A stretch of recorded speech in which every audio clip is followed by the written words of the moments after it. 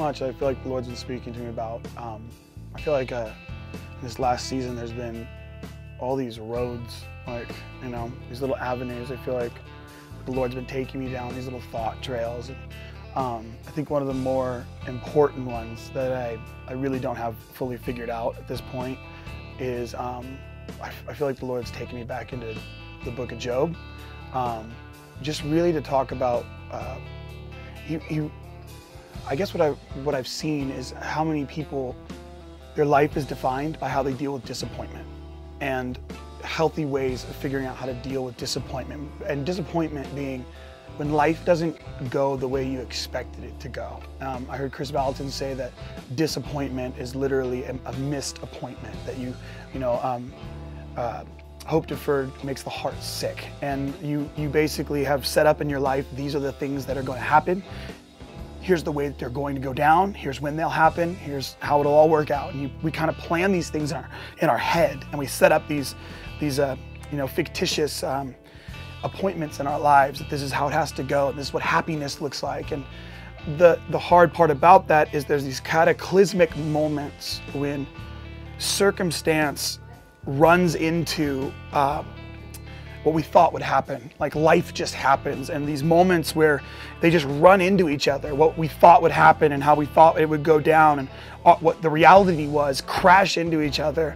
And I think so much of our character is defined by how we deal with those moments when those two worlds come crashing in on each other. What I thought would happen and what really happened come head to head, and I have to deal not only with myself, but with the people around me, my immediate family or my friends that are around me, and then with God from that as well.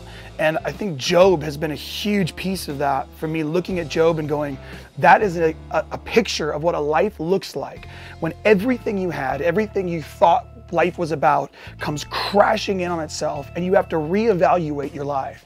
Now and what I would say about that, and like again, this is just me processing out loud. I don't feel like I have a complete thought or I've finished and could write a book on this at this point. It's more me processing through the lenses of my own life, where we have a daughter with cerebral palsy, and we're looking at life going, wow, we're looking at life and saying, wow, that's not exactly how we thought it would work out. And what we thought would happen with children and how it's working out is crashing into each other, and we have to deal with it. And Job is the extreme version of that. And his life, he loses everything. And his first response is, the Lord gives and the Lord takes away. Blessed be the name of the Lord.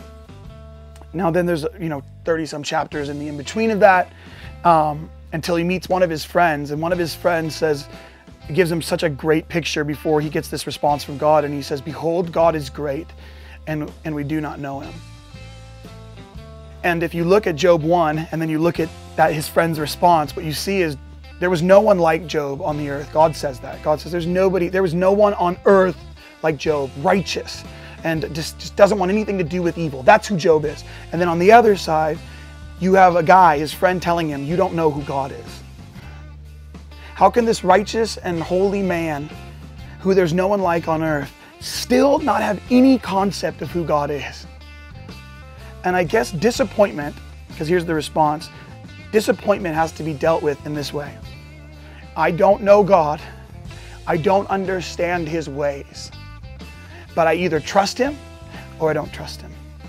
Either I love him or I hate him. There's no in between with God. Either he really is good and knows what he's doing in all of eternity, or I just don't want anything to do with him because I don't like the way he does things.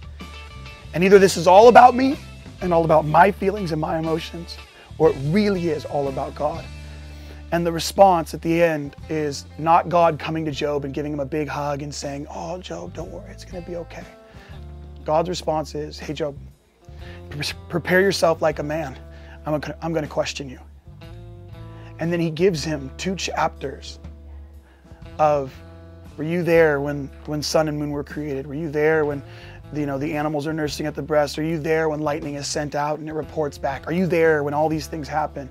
And basically it's God saying, you have no idea what even makes life tick. You have no idea what makes life actually happen, and you're trying to question me about how to do it. Job, you don't know anything. And as I'm reading it, I just felt like God is like, Jake, no matter how much time in prayer you spent, no matter how much time you spent in my presence, you don't know. You don't know. But if you trust me and you get up here from my perspective, you can actually sing "It Really Is Gonna Be Okay," because at the end of the day, my daddy really does love me. And he really knows what I need. Not what I want, but he knows what I need. And he's gonna take care of me, and he will not let me down. And the only disappointment I will never have in life is to put my full trust in God and know that he's gonna work it out for his glory, not mine, but for him. And if that's what I want my life to be about, then I will agree with him and I will move forward.